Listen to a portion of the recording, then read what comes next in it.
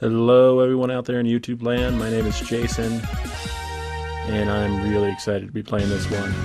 This is the Mega Man Legacy Collection. Yeah, for a guy who named his channel 20XDX Gaming, I can't even name my own channel.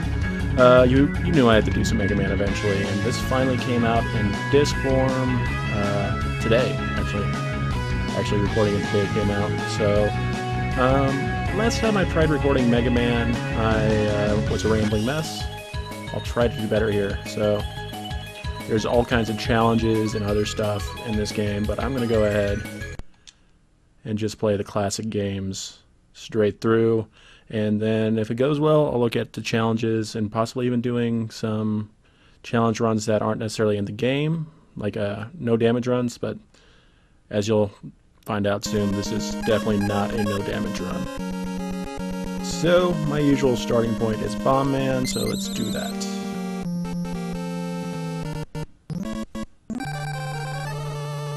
$10,000 points. Yes, this is the only Mega Man game with a scoring system. It does absolutely nothing, and yeah, it makes sense that they got rid of it.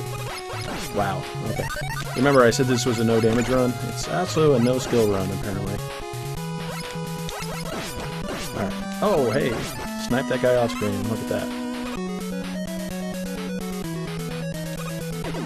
So Mega Man is definitely one of my favorite game series of all time. Having said that, I played all the original series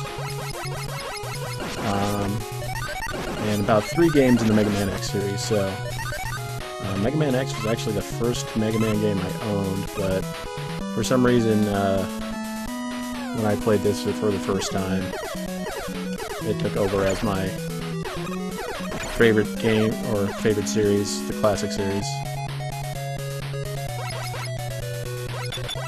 Hey Joe.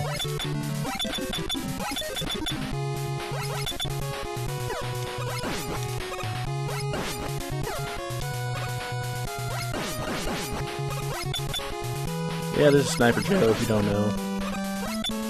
He's a pain in the butt, because you only get very limited shots or opportunities to shoot him, and he takes a ton of bullets.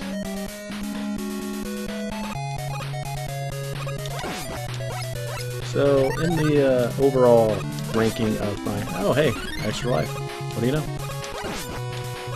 Oh, damn bullet bill. Alright.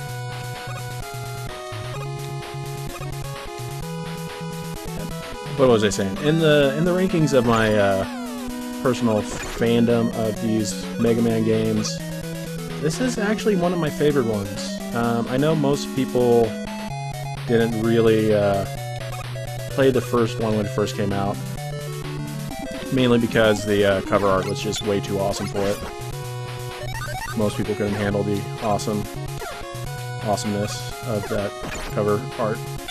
Wow, I am getting blown through holes. Yeah, don't confuse me saying this is my favorite game with saying this is my favorite game with the fact that I have any actual skill, because I don't. Get in there. Get in there. Ah. Look at him freak out. It's like my favorite glitch in this game. But I know most people like 1 and 2, and 2 and 3. Ah. I talk good. But for some reason I like basically how kind of rough around the edges the first one is. I will give a game a pass if it's a little, has a few problems with it, as long as it feels fresh. And for some reason this definitely feels like the first one for a lot of reasons, but mainly because it was the first one. Now this Bomb Man. Bomb Man's not too bad. The trick with Bomb Man is you always want to be charging towards him but not running directly into him. He will prioritize jumping over you beyond doing bombs, and wow. Getting hit after the boss died, that's one of those little rough edges that I actually kind of appreciate.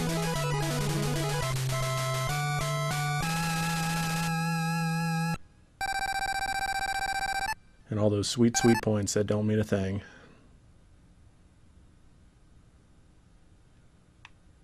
Come on, game. Alright, going to Gutsman's next. Blah. Going to Gutsman's next. Now, my order of going through here is, I don't think is everybody's order. Bomb-Man is a good starting point because it's more of an all-around challenge. The nice thing about the first Mega Man game is it feels like all the stages were designed for certain things. Like Gutsman, it's basically a straight-up platforming level with these little things that drop you out into the abyss, and when I first played this game, that took me, I'm not kidding you, probably an hour to get through that section. But I played this game a lot, so I'm okay at it now. It also helps that I don't know if I'm just making this up. Damn it, I almost beat that guy without getting hit. It helps that it feels like to me that this Legacy Collection version of Mega Man 1 it's not as slippery as the original Mega Man 1. One of the biggest issues I had with the first Mega Man 1 is it kind of felt like you were on ice no matter what level you're playing with. You always slipped a little bit when you landed and you didn't come to a complete stop. Trolling me with all the health pickups and the spikes. Oh hey, I never make that jump.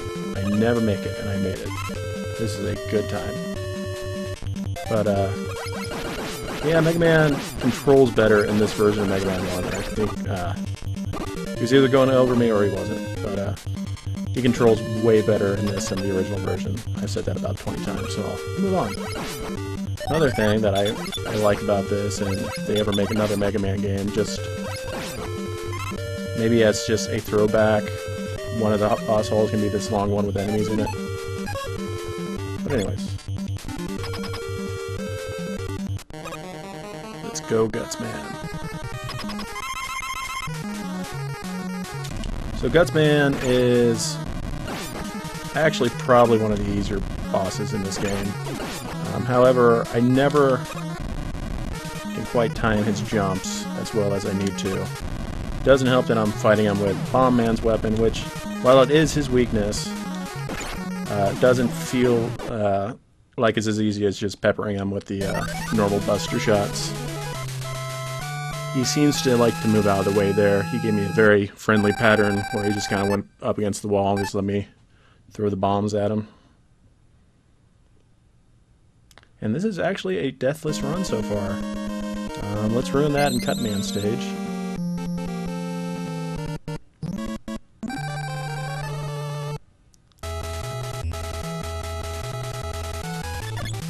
This is definitely, if you are playing this for the first time, this is definitely the one you should think about going to first.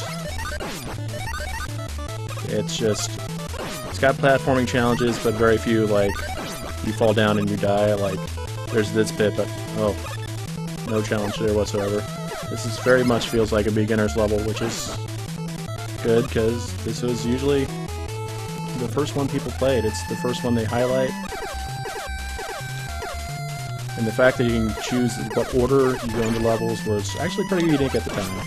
So I think most people probably just selected Cutman and moved on. And just did their thing and didn't even think about what order they were going to go in.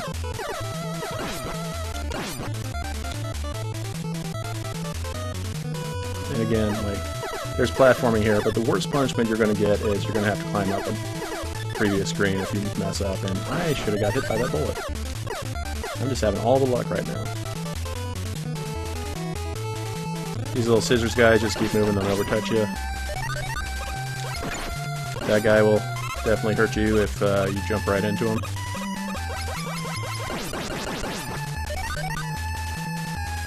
And now these little jerks.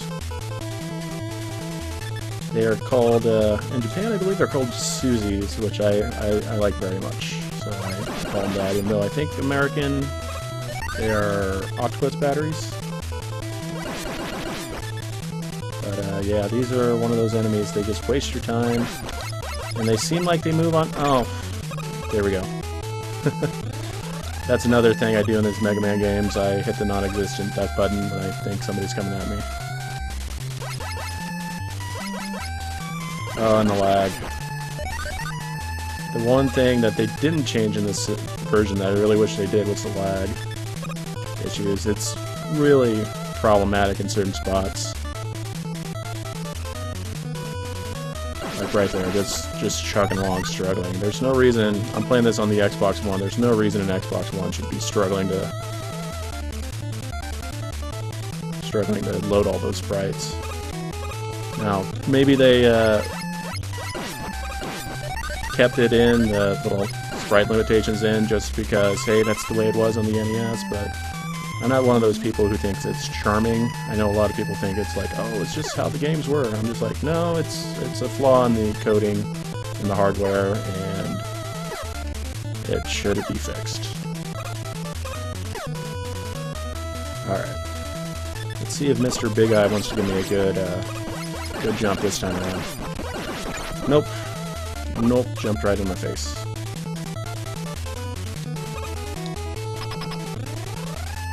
By the way, if you ever walk through one of those doors, you were playing the game wrong.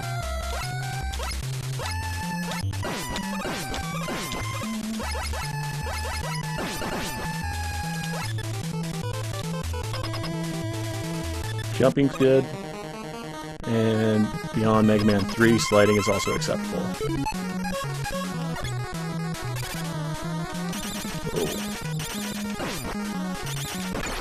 And Cutman is a pushover no matter what weapon you're using, but if you got Gutsman's weapon, 2 hits, he's done. Yay!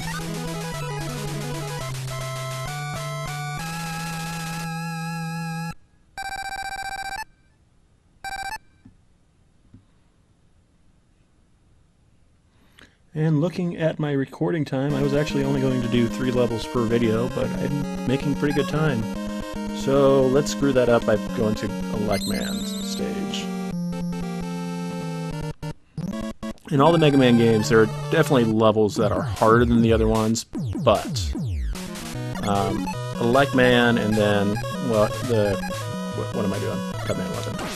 And Iceman stages are just beyond anything you see in the other levels.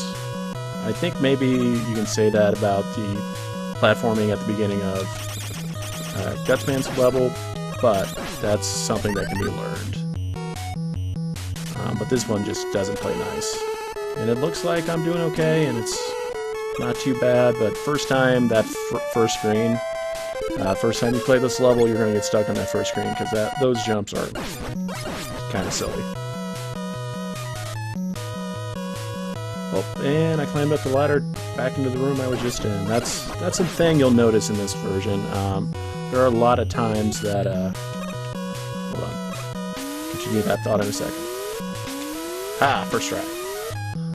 There are a lot of areas that seem to repeat in this game, and this is the only Mega Man that did it.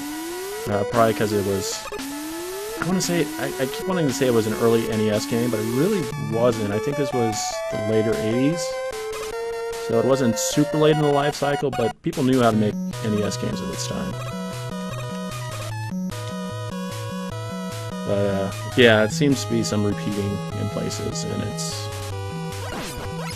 not a problem. It's actually kind of, you know, as much as I complained about the stuttering, little things like that are charming, despite the fact them being the result of, you know, limitations.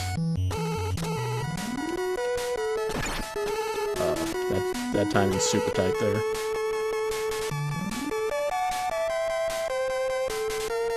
I was trying to speedrun that room with it. Come on.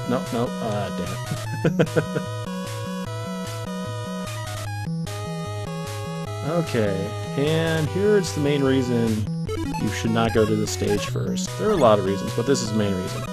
That item there is absolutely required to complete the game. If you don't have it, well, you're kind of stuck. Oh no! Oh, never mind, there it is. I was about to say they took out my favorite little glitch, where you can jump through the top of the screen and see the block on the bottom of the screen.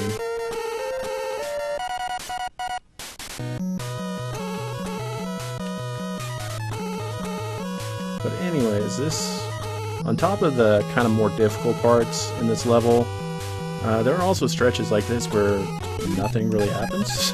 You just kind of, oh, damn it. I was trying to avoid that. Oh, I guess you didn't want to fight me anyways. But there are, I forgot what I was even saying, there are parts in this level where it's just like kind of boringly climbing up a ladder. But then I should probably switch back to the Buster before I go anywhere. Anyways, does this section look familiar? Yep, that's another repeating thing. And this level was actually relatively uneventful again. Oh, there we go. Thanks for playing nice, Big Eye. Yeah, that guy is just rude in its placement.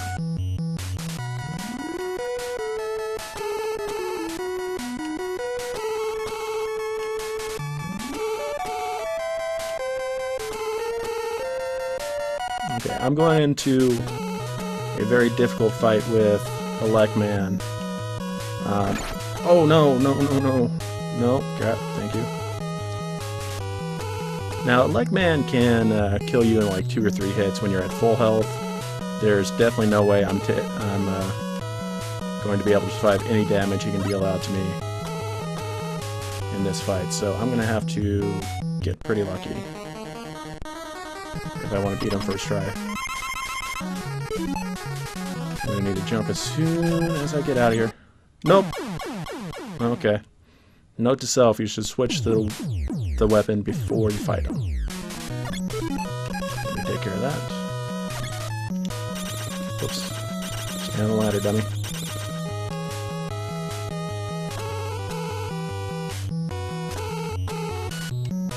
Climb the ladder slowly.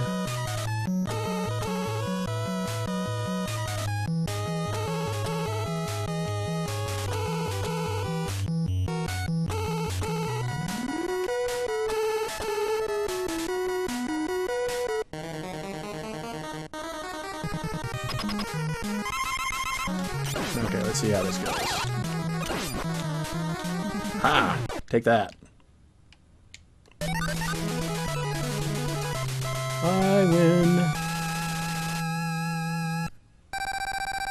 Okay, and with that, that's going to be episode 1 of my playthrough of the Mega Man Legacy Collection. I will be definitely doing all 6 games on here. Be sure to leave a like if you enjoyed the video, and I will see you next time. Thank you so much.